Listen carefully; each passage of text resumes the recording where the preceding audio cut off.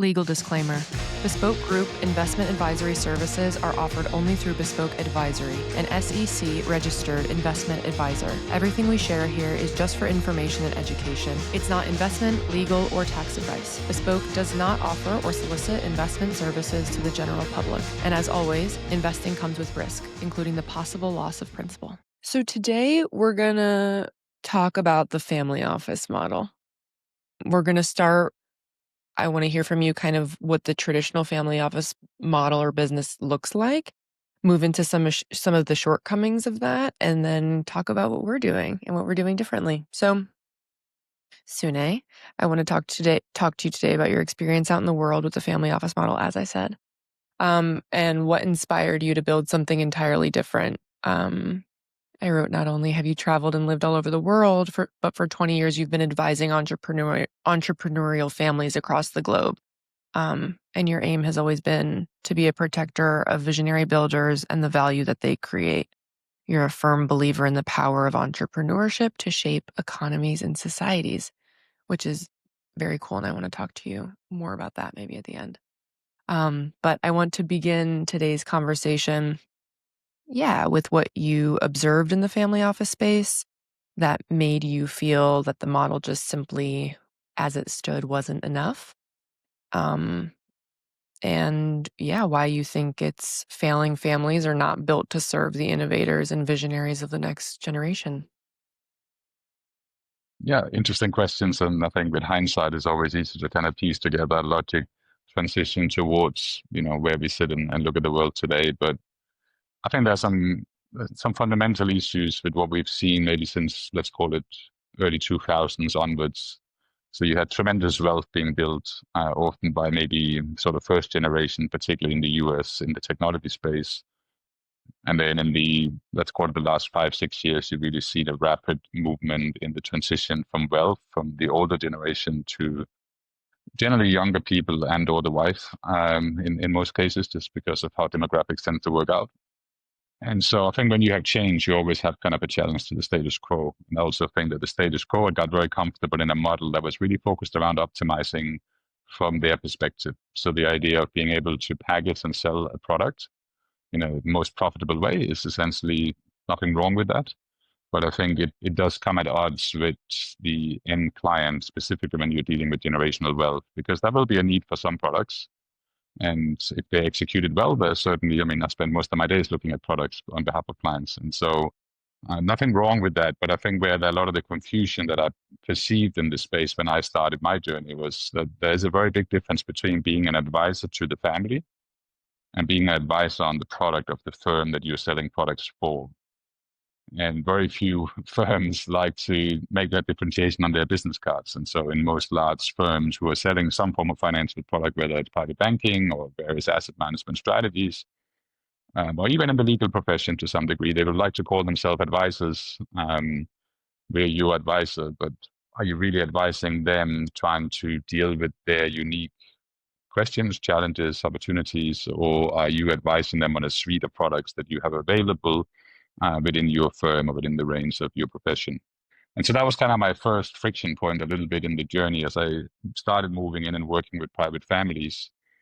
I often found there was limitations to the firms I was working at in the time because there was maybe somewhat of an objective towards placing certain products or at least keeping it as simple as possible.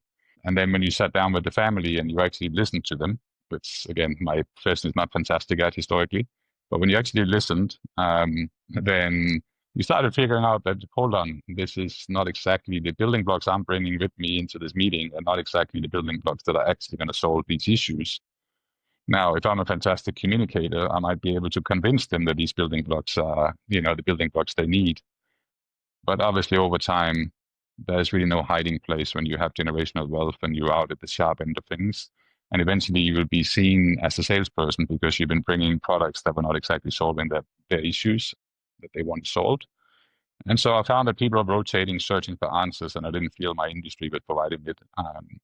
And I think that that's particularly true in the US. Again, the US is a very dynamic economy, very dynamic financial industry, and a fantastic place to build businesses. But I did feel, again, you had this schism between a lot of new wealth being built and seeking answers and support, and an industry that was very much steeped in what used to work and what was working very well for them. And I think that that was kind of the friction point I got curious about, and wanted to try and figure out what are some different models. And I'd kind of landed somewhat haphazardly in the Swiss model, which is somewhat different, and more of a, even within Europe, it's very unique. And we could probably spend 2 hours talking about Switzerland in the context of all kinds of areas where I think it's relevant. But I think for this particular question, the relevance what resonated with me as an advisor to families was that in the Swiss model, at least with some firms, you are allowed to be a fiduciary advisor, so working for the family,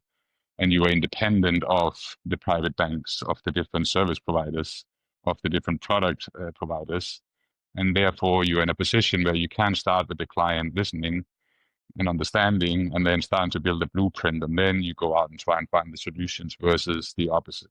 And so that would be kind of the journey in, and what I think is probably some of the bigger differences that we are facing. So talk to me about this idea of a fiduciary, because is the structure of a family office or an asset management firm in the United States, as it were, or at the older model, is not built with fiduciaries, people who are standing alongside the folks that they're working with? So this is where in any industry, and particularly the financial and the legal, there's a lot of very long documents with a lot of very small letters on them, and that allows, when you take a step back and look at them, it all looks very gray. And I think when you look at the actual, as an SEC registered advisor, which Bespoke is, you do have the responsibility of a fiduciary in serving your clients, but you do have scope for the offering that you're bringing to the client. And specifically, if you're working in the family office, or what we call the accredited or the qualified investor space, it's deemed that those families or those individuals are able to differentiate and make decisions at a more advanced level.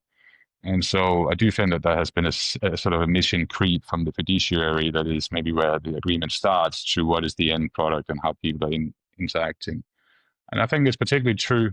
So one of the things that struck me a little bit initially when I started building, specifically working with US families, was that there was plenty of what we would call a multi-family office. And I think it's maybe important just to click on, we say family office and interchangeably between all of these things. And I think those should be defined. So you can have what you would call a single family office. A single family office would be a family who's built generational wealth in some way or the other, and they have organized themselves around that wealth and their family's needs, and generally build an in-house team for solving their issues. And they may rely on an outside accountant or lawyer for some of the work, but generally a single family office would house just one family's activity. And then you got what is a multi-family office model, which again, in the European setting is a little bit different, and it's actually more common, I think, to some degree, which is where, specifically, if you got, in my mind, if you have families with less than $1 billion in total wealth, then it's very difficult to build a truly scaled family office solution that actually is going to solve for all your needs in a cost-effective way. There's very limited talent across the industry. And so you're fighting to attract the right talent. You're still trying to figure out a lot of things. And if your background is not legal or financial in nature, and you made a technology company or real estate or something, there's a lot of areas that you may not have the expertise in to really make decisions. And then you're going to make a lot of trial and error if you go out there on your own. And so in theory, the multifamily office should be this kind of plug and play solution where you get to tailor with some experienced and well-used building blocks. And if you don't have it in the family, or you're a sort of existing non-family, closely knit team, maybe from an operative business, people who understand these aspects, then you could go out and have someone from the multifamily office put those building blocks in place around you, so that the family could focus on, if they want to continue to build a business or manage a business, or if they want this to go sailing, or if they want to focus on philanthropy, or anywhere in between. The idea that you can kind of build with Legos kind of the total solution you need obviously makes a lot of sense. But what had happened, again, was back to this kind of optimization in the financial industry. And when you looked at a lot of the traditional multifamily offices, particularly in the US model, You ended up in a place where there were certainly some beautiful websites and a lot of language around, preparing next generation, family, but when you look at sort of their actual detailed proposal offerings, or even better, their regulatory documents, you can see what they charge fees for. And in most cases, once you dive a little bit into those very small letters, you find that they're primarily there to sell funds, private funds generally. There's private funds has a place within a portfolio, and they're certainly valuable, but it wouldn't be where I would start a relationship if I was building someone's family office. And so that was just kind of the definition. Just it's not necessarily a negative. It just can't be the leading solution or your primary business of placing funds if you're actually supposed to be building someone a family office. And you're telling me that that is common in the United States for family offices to be focused on pushing funds, certain funds. Yeah, and again, not all, and there's certainly good providers out there, etc. But Yeah. yeah, I would say the majority have some component of that, and then it's Yeah. how prevailing is it? Do they also have other services alongside it that they are actually committed to delivering, or is it really sort of we'll talk to you about it and then we'll send you to some third party provider, and then we'll get back to our primary objective, which is to place your portfolio into 5, 10 structured products that we have some nice fee incentives built around. Okay, so I want to get into these more kind of specific areas of like the Swiss model and what our advisory looks like, and we're going to do that in a minute. But before we go there, um, I was going to ask you to touch on the kind of the cost benefit. You were starting to kind of allude to some of the challenges that really come with putting together your own family office. But I wanted to hear if you wanted to touch on just the cost benefit side or um of that. Yeah, I think it's an interesting one. Again, the reason why I picked out the $1 billion is not because I think that that's some kind of magical number, but again, it's like with any business, and a family office when structured is essentially a business.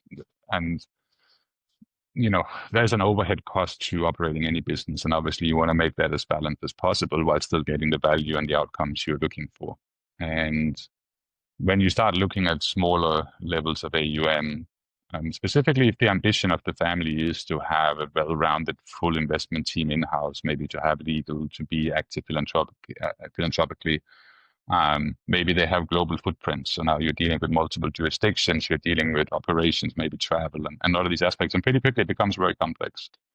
Then pretty quickly you're ending up spending a significant amount on overhead.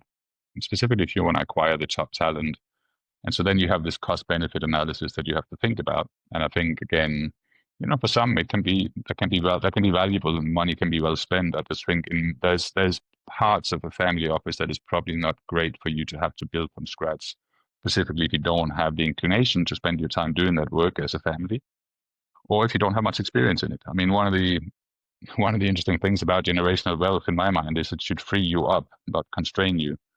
It's supposed to allow you to spend the time the way you want to spend it, and maybe for next generation to be able to grow in ways maybe that the first builder was not allowed to because they were 100-hour weeks trying to build something.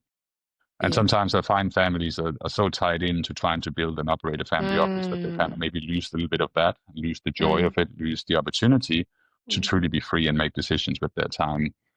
And so then again, is this thing, if I'm going to pay someone else to do it, am I getting value? And again, I'm not against higher cost point. We are not cheap, but we do deliver value, I believe. And I think that that's the difference in some cases where I look at the portfolio model or the portfolio model within uh, a family office and the operative model within a family office. And I'm not sure they're getting the value for what they're spending. Yeah, complex, expensive, and a full-time job for many. You don't get away from that. And I think the complexity is a really interesting area. Because again, I think, there's definitely a lot of stuff that is complex within wealth and family. All families, not just wealthy families, as everyone can probably attest to. But, I do think that my industry and perhaps the legal industry has made a business out of making maybe what should be more simple, more complex, because then you can be the gatekeeper, you can be the expert who's explaining this to everyone else. And so the acronyms and the weird vocabulary and all of these things. And I think some of them are relevant, but I think a lot of it hides really what should be much simpler. I think it was Alan Kay, who was one of the early guys developing software for the personal computer. And he had the saying that the simple things should be simple and the complex things should be possible. And I think that guides my thinking about what a family office should be and how we should be supporting a family, because I think there are things that are simple and some of them are very big and values based. Some of them are just simple things, that you don't need to overcomplicate. Like And what? but there's also a lot of complexity, and those things should just be made possible. We shouldn't hide from the complexity. The simple things, I think communication should be very simple. Again, am I your advisor, or am I someone who's advising you on products from a certain institution? That's a pretty simple question, but I think it can get very complicated pretty quickly if you sit down and ask that one. I think there's things within family conversations that probably should be kept more simple. So we're in the middle of a big wealth transition. Everyone is, certainly the industry of consultants is very keen to, kind of paint that as some kind of conflict between generations and a big problem. I would say I see it differently. I see the next generation as human capital that should be valued and should be appreciated and should be certainly mentored and given space to make mistakes and grow. But if you're truly going to transfer wealth, you also have to transfer values. And I think that that's where you get the benefit of working with the next generation. And so I think sometimes we want to make that whole thing very complicated, where again, I think it shouldn't be at the high level. And so those are some of the sort of bigger things, I think. I mean, then you got very practical aspects of how you operate, etc. Again, you should always try and get towards simplicity if you can. Yeah, let's talk about human capital now, actually. Human capital is something that honestly I never thought about. I didn't even know was a term until I started working with you and working at Bespoke. And this company is like investing in the young people in their company and like creating a company of humans for the long term. If that's if that's a mutual desire, like, right? And I think that what I saw too was like, this was leadership who were kind of like walking the walk of the talk they talk, and doing for their team what they do for their clients. And what I guess I mean by that is, there has to be out the way that you all serve is with this generational mindset, because the money's going to live beyond the family, and like, how does somebody think about that? And that being reflected within the company, because there's going to be a day where you all die. And then there's, like, sorry, nobody wants to talk about the fact that we're going to die at some point. That's just the inevitable. I think what we see in the world is actually just like major efforts to kind of like deny that. The world is Father, getting father, hotter. father time is undefeated, and so no matter what you're Yeah. doing, eventually that's it. Yeah.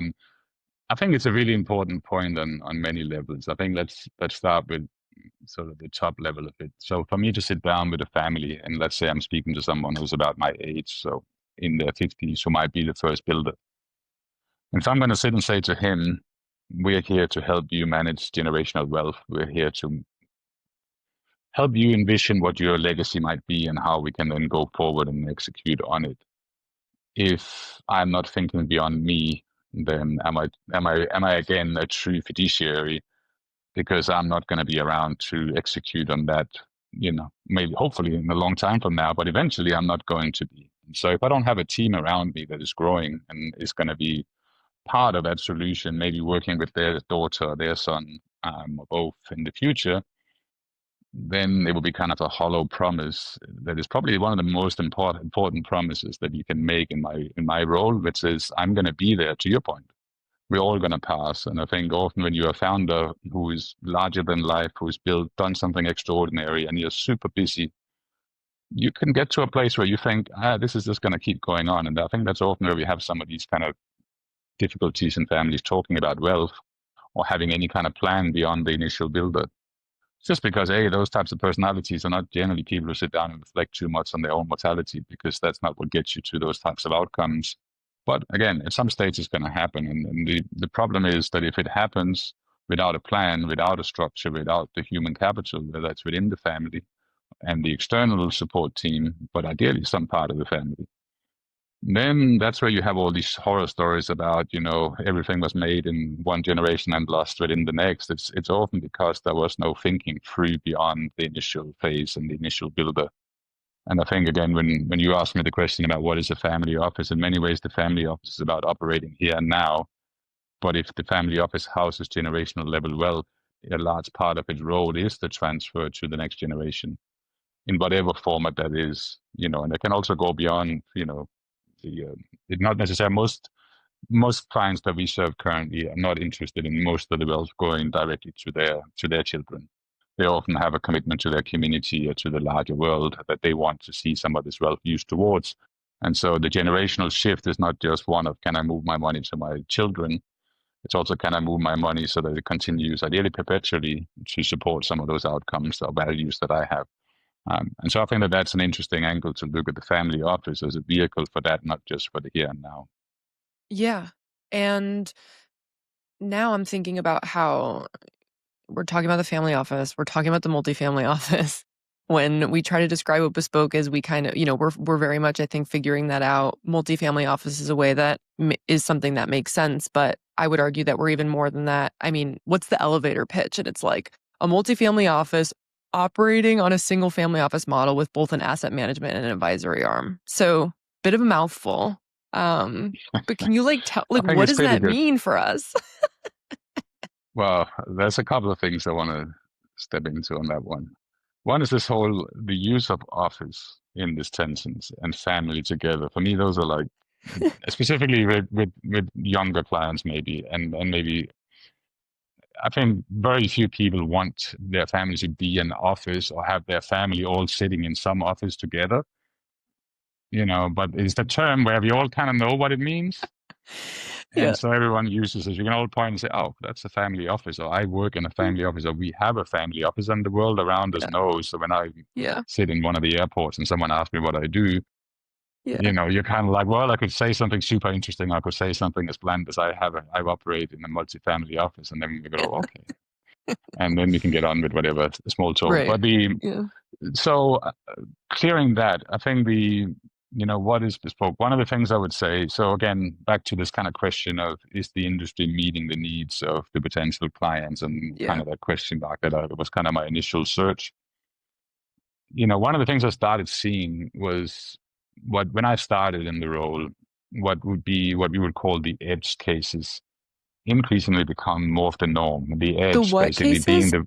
the edge of the outcomes. And so like the rare client in my early days would be a woman, for example, would be a younger person, would be someone with more of a global lifestyle, perhaps. Initially when I started, very few US people were thinking about living or spending time overseas in an extensive way. They may have a home in France or a home somewhere in the Caribbean, but it was not the norm. But now, increasingly, I think I see more of the edge cases, and maybe some of it is just that we're attracting that because we've grown organically from that type of person, and they bring their friends and people with them when you look after them. But I would say that I have a hunch that the edge cases, so the women, the younger generation, the more globally minded people who are maybe thinking more about stewardship than ownership, which I think are two interesting words to maybe spend some time on. The other thing I used to say, even in the earlier days of this transition that is underway, it was very common for people who build a family business that have been successful to kind of, now my next generation has taken over, so it's time to exit. And I saw early on, maybe 5, 6 years ago, there was a lot of private equity liquidation. So now we have a family office and we got this cash event. I'm seeing more that may have been a mistake for some families, and I'm seeing families now where What was the maybe it's a mistake? value of just selling the business without, now I got a big chunk of cash instead of having an operative business that someone spent Uh, 30 years building and okay. building a community and a team around. And, I see more of an interest maybe in some families where we want to retain the family business as an asset within a family office. And how could that work? And that might have been the rarity 5, 6 years ago, but I'm seeing more of it today. And so the reason why I bring up this piece is that I think Bespoke is somewhat built around the idea of solving for those types of clients. I mean, the majority of our large family office clients that we serve today are women, or the family office is somewhat women-led, for example. Well, all of our very large family office clients have large philanthropy targets. All of them have not a commitment to some kind of ESG nonsense, but they have a very large commitment to impact and stewardship across all assets, not some sleeve on the side. That lens of what is my values. When I sit and do strategic asset allocation with all our families, that has changed. That was not the case 10 years ago. It was really more about ownership and how can I continue to grow. But now it's in every conversation I have. And the reason why I say that is back to, I think the incumbents were sleeping at the wheel in the context of where we already were. But if we are seeing this big shift to what I would call the edge cases becoming the norm, then there are even more adrift from that, the outcomes that those types of people seek. And again, Bespoke somewhat is being built around those concepts. And so I think when you ask me, we are a multi-family office. Again, if you're going to use a term that someone in the airport will understand when I mention it. And I don't think there's anything wrong with being a multi-family office. I just think it drifted what was a family office doing. And I think it's time to reclaim the multi-family office because, as I said, I think many families who have, let's say, less than $1 billion, or where the family is maybe not super engaged or wanting to be engaged in maybe the asset management side, which is often the most expensive one to staff, they would probably be better off working with a multi-family office if there was more multi-family offices who are actually there to provide solutions. And so I think the space is opening up for that, and I'm hoping Bespoke will grow and help a lot of families, but we're always going to be a boutique. So I'm also hoping that the industry more broadly will start evolving and change, and ideally start serving some of these families. Yeah, and I think it's interesting too. When I speak to, I'm starting to get more of the sense that like that younger, maybe like that younger entrepreneur, visionary founder, somebody who created something amazing and built this massive wealth, might not even know, like might not, because they aren't part of like traditional finance, might not even know the word family office or like what that even really means. I was talking to people my age who work like in investing, but kind of more on the creative, like, and I said family office and they're like, what is that? So I don't know, like, can you put, like, how would you, like, now I'm just like, in the effort of like not, in the effort and in of not using like this exclusive language, it's like, it's really just building, or it's finding people that you want to work with different expertise and different disciplines that can help you achieve the outcomes that you care about and build around your wealth that comes with a whole set of new challenges. Like, that's kind of just what it is. Yeah, I think again, there's a famous saying, a couple of famous sayings around family offices. Like if you've seen one family office, you've seen one family office because they're all different. And the other one is it depends. It's our good friend Jonathan, one of the founders of Bespoke. He loves that term because specifically at the planning side, it truly does depend on what the client is trying to achieve. But I think there are some commonalities that you can zero in on. And one of these is you need to have generational wealth and you need to be a family to have the need for what I would call the construct that a family office is the definition of.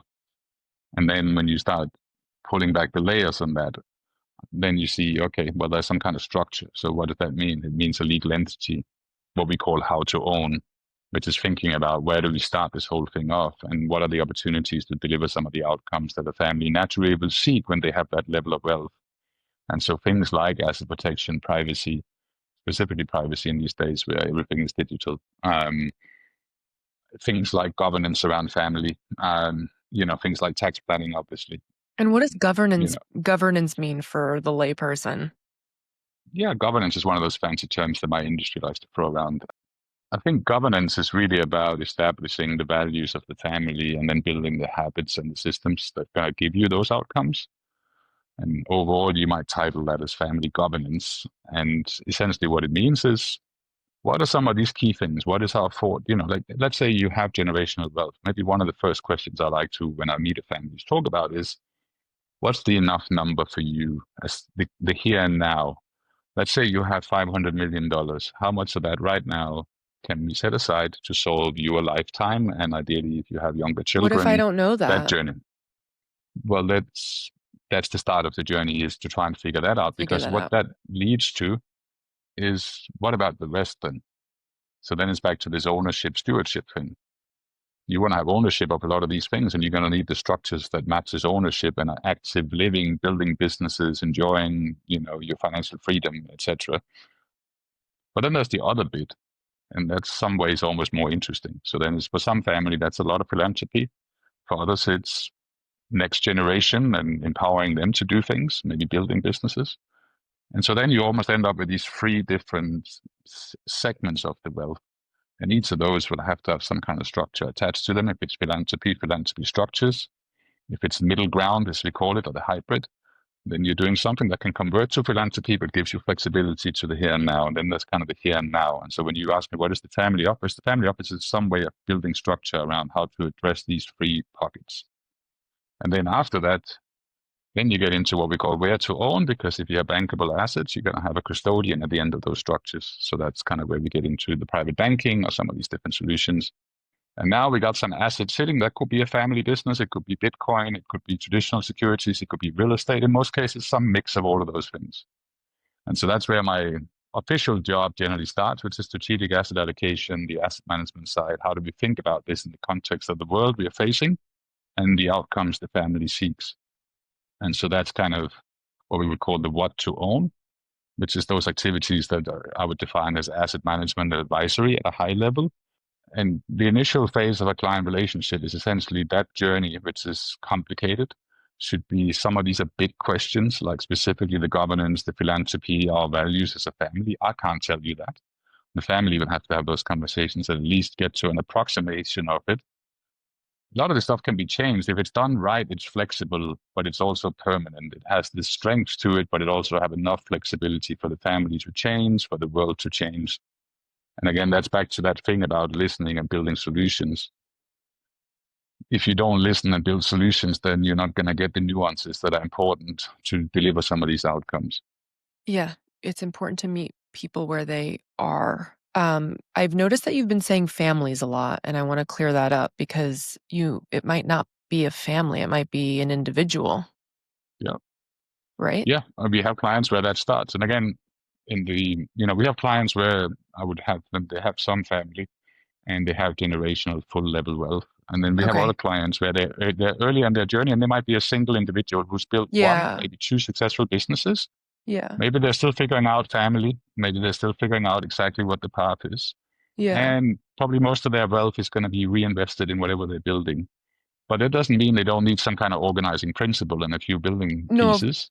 And of we can work course. with them. And so I think, again, when I use family, it's really more about the context of more than one person, because then more people, more problem, also more opportunity, back to my thing Yeah. about human capital. But you are thinking about it a little bit differently if I'm thinking about there's a next generation, there's a husband, wife, or there's multiple generations.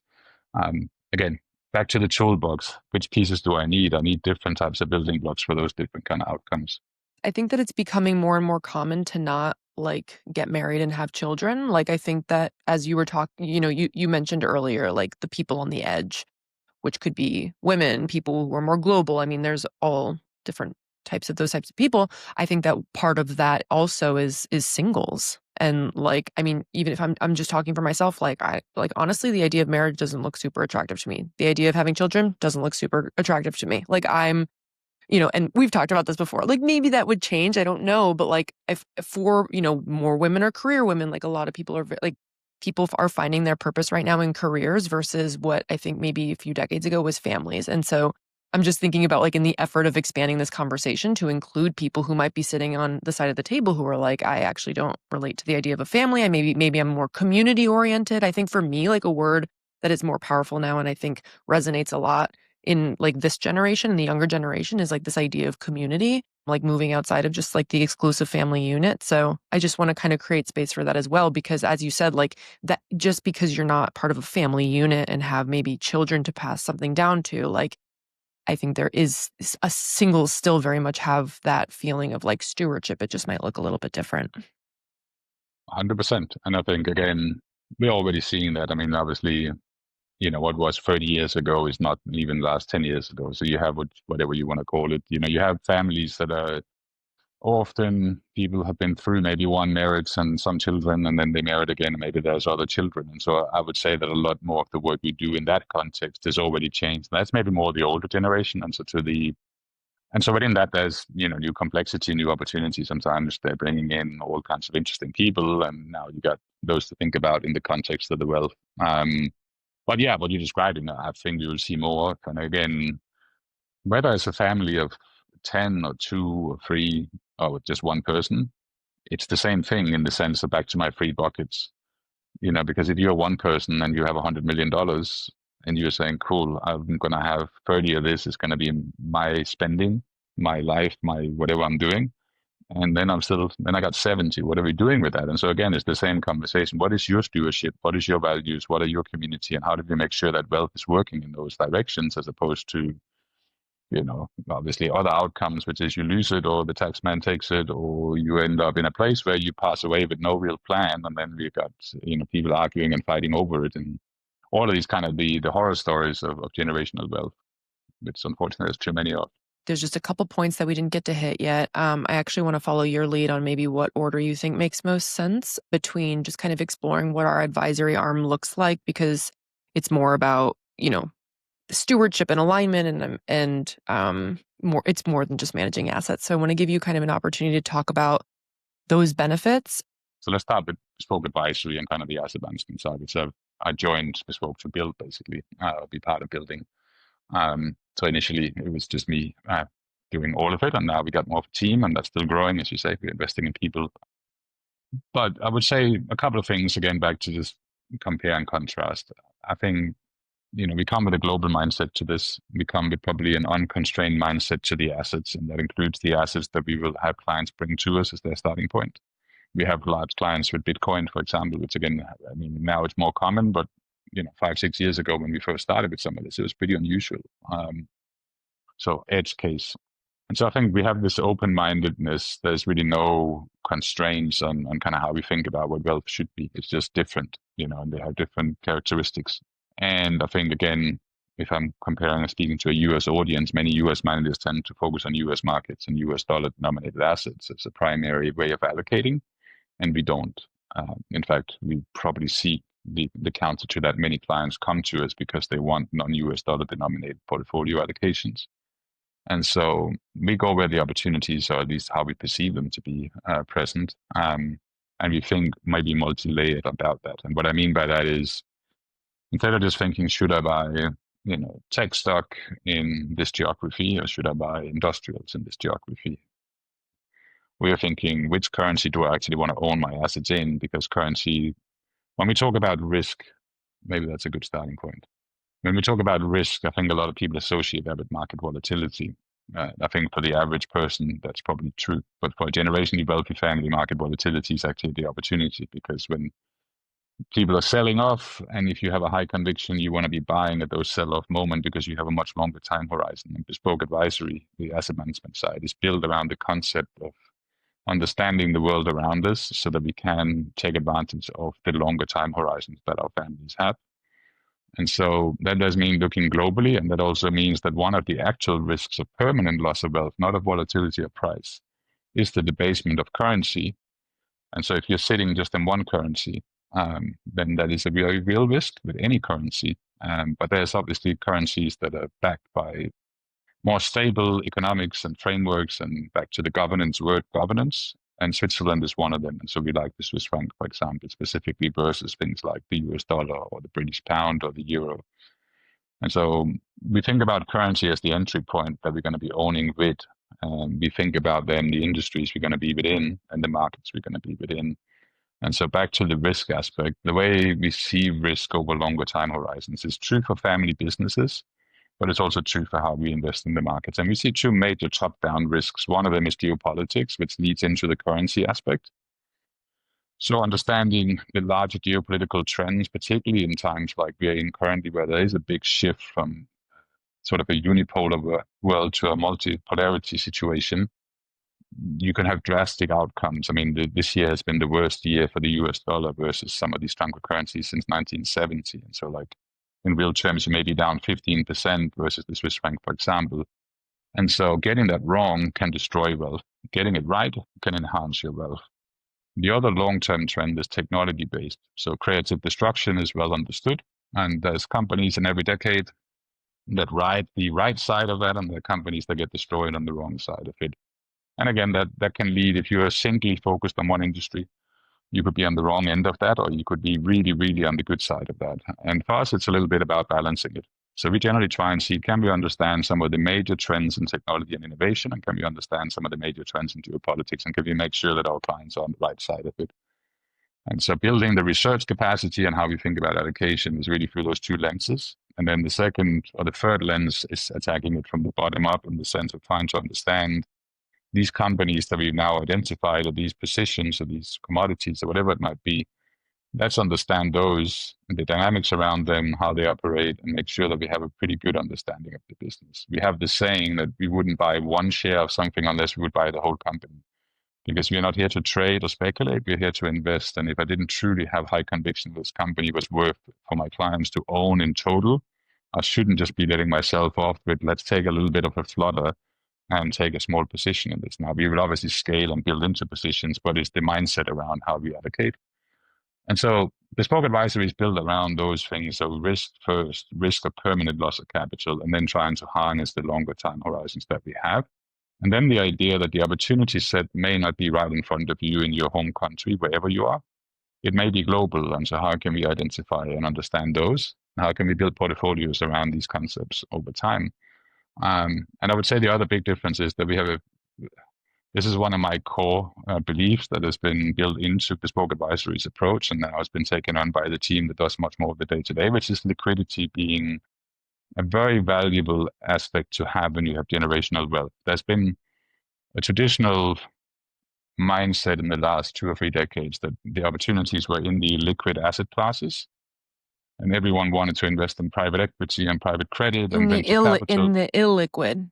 Illiquid. So you're giving up the ability to make decisions because now you've handed over your money for a decade or for whenever you can get an exit, mapped out. And I think with generational wealth, particularly, there's certainly spaces for that. But if the client, for example, is already building private businesses and has an illiquid asset, it's not my job to add more liquidity to it, because with liquidity comes optionality. It allows you to make those decisions of buying when others are fearful because I have cash or I have liquid assets.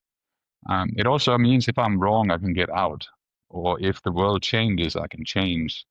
But if I don't, and so I think it's this thing when you build businesses, or if you're making career choices, I think it was Bezos who said it, but you have 2 types of doors. One is a one-way door and one is a two-way door.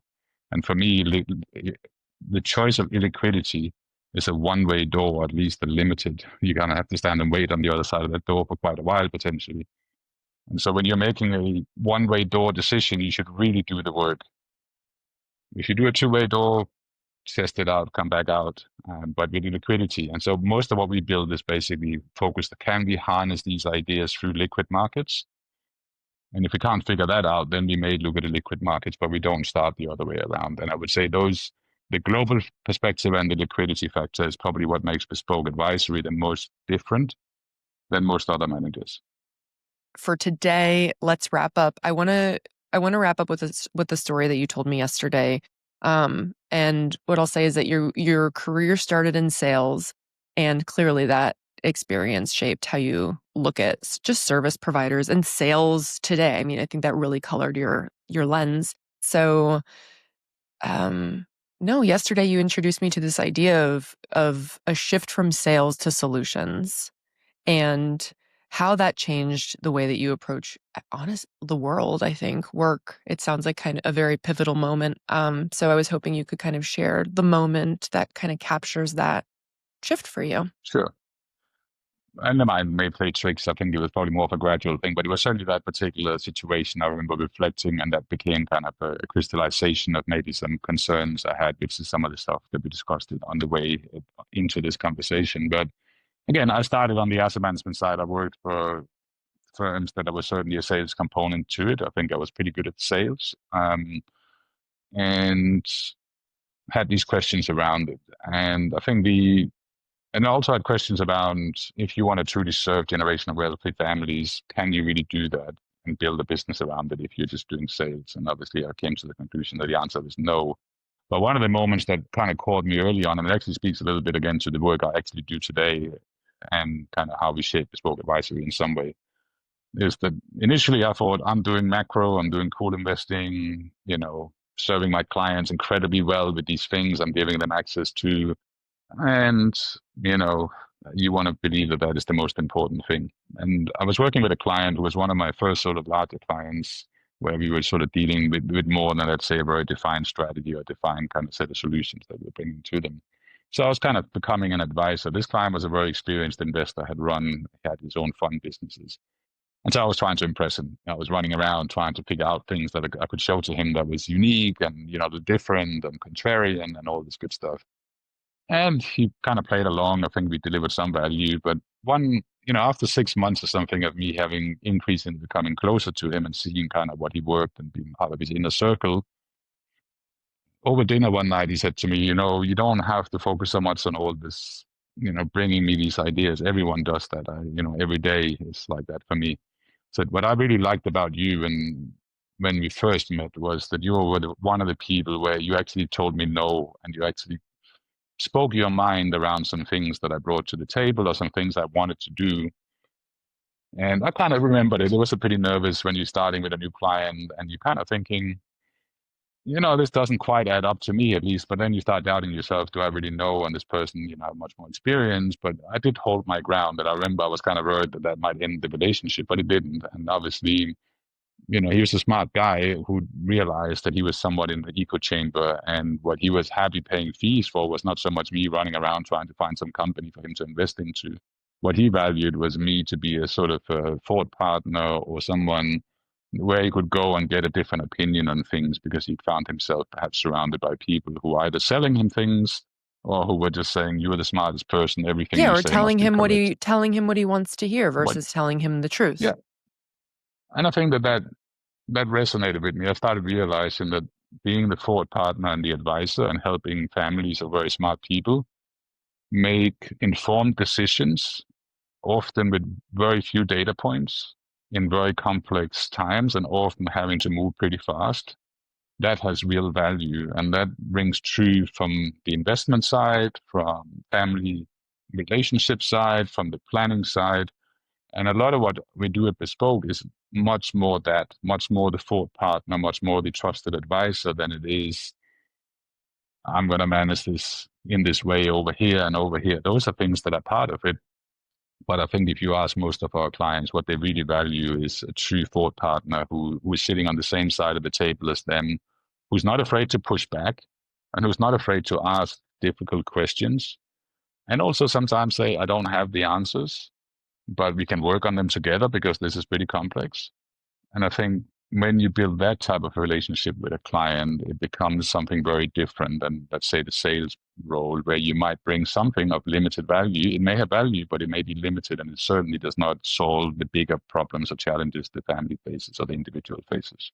When we were talking about this, it's like you were describing how a lot of these subjects can be something that I think service providers have might historically just like you checked off the box, or it's like the paper's put in a drawer and you kind of walk away from it, because a lot of what we're talking about, earlier we were joking and we were mentioning death, but like, no, like that is very much a real part of these, that becomes part of these conversations, and how to plan for that and what does that mean and all of those things. So I don't know. I liked how you talked about the willingness to kind of have those conversations, because I think there's a bit there too that's hard, is like, as you said, like people are kind of maybe they're in their moment, like they've built this thing, they're thriving, they're like, don't rain on my parade, like I don't want to talk about this stuff. No, I think I mean, we can round out on it because I actually think it's a good bridge to being a trusted advisor. And I actually find myself often speaking to some of those aspects.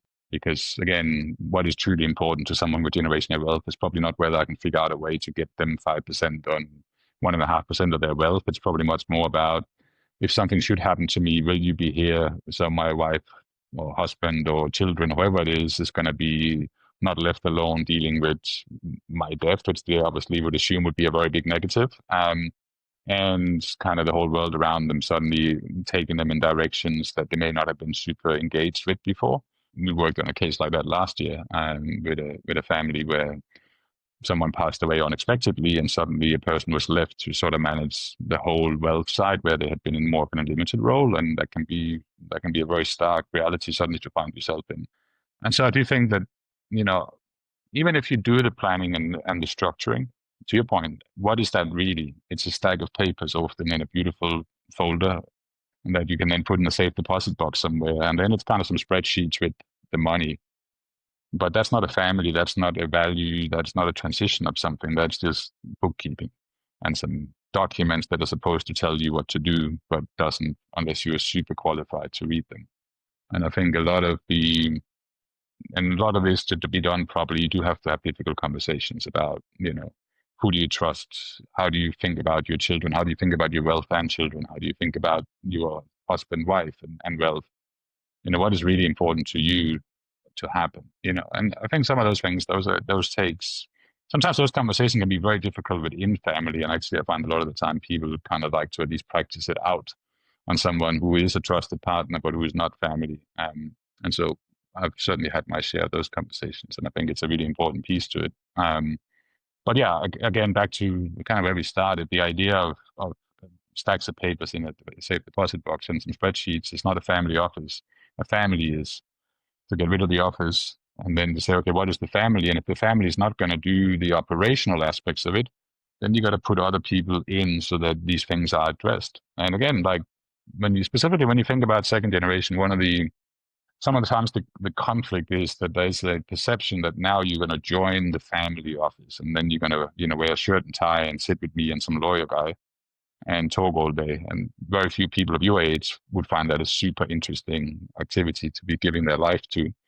But if you say to them, you're going to be the steward of $300 million, and now you may want to do a lot of this work and be involved, but you should at least understand the basic principles of it. And you may have some vision for what stewardship looks like. Maybe not so much the ownership interest you, but maybe the stewardship interest you. And so making sure that that is communicated and that that's then executed on beyond the documents and the spreadsheets, that's probably the biggest value proposition I find in a lot of the work I do. I'm going to leave it with this. So as somebody, you talk about families and planning for families, and you're a dad. That is the best job. That's like my main title is dad. It's, that's special to me. That's sweet. That my dad did this. My dad would say the same thing. He was a doctor. He is a doctor, and he would say, first I'm dad, then I'm doctor. So first you're dad, and then you're most interesting man in the world. Well, that's the good thing about having kids is that they will put a real quick check on you thinking you're the most interesting man in the world. So it does keep you on your toes. But no, your dad is a smart guy. So I can only agree with his definition of those two roles. Do you hear this siren in the background? There's a fire alarm going off now. Maybe that's our cue to end. But I wanted to ask you, I was like, what's most important for you to instill in your children, especially if it's your favorite job in the world? That's a very big question. I think mostly it's just finding some, if you can get to a place where you spend your time doing something you truly enjoy most of your time. And again, when you're younger, often you have to trade off those things because you need money and you're going to experience different things and you may not even know what's going to keep you happy for a long stretch of time. So it's important to experiment with it. But I would say for me personally, finding this part of my journey, I enjoy what I do. I don't think of it as a job, actually. Neither the dad thing or like what I do at Bespoke. It's really much more about I like to spend my time in these puzzles. And I'm not a retiring person. I don't play golf. And so for me, wrestling with these types of things and getting to help people and work with really interesting people, both in our team and on the client side, that for me is really important. And my hope is that my kids find something that is that to them. I would hope that maybe they would be part of this business in some form in the future, but I think that would be my biggest hope for them is that they find that. And I think maybe broader where we started is part of what I learned through investing is just the power of entrepreneurship and the idea of funding innovation and building of businesses and the community around the business and seeing those things, whether it's a family held private business and just seeing again back to the human capital, employing people and letting them grow and have careers and be able to look after families. And I think we underestimate how important that is. I think there's a lot of focus on the wealth and the unicorns and these very wealthy people. And I think in reality, most people who build significant wealth are not those people. They are people who own the businesses around you that employs, 500 people plus and less these days because of technology. But that's that level of wealth, the below the billion downwards. Most of those people have done something like that or are still doing it. And I think that should not be underestimated, the benefits beyond the value within the family that's been created. And so that would be the entrepreneurship and the building and how important that is for everything to kind of function and what that leads to in terms of innovation and how we solve problems as humanity is generally through that. And then obviously my family, which is my closely held community and what I want to see for them. All right. Thank you, Sune. I got to deal with this fire alarm and hope that there's not a fire. Yeah, I don't want you to get stuck in there during the fire. Then your dad is going to come after me. Thank you, Sune. All right, okay.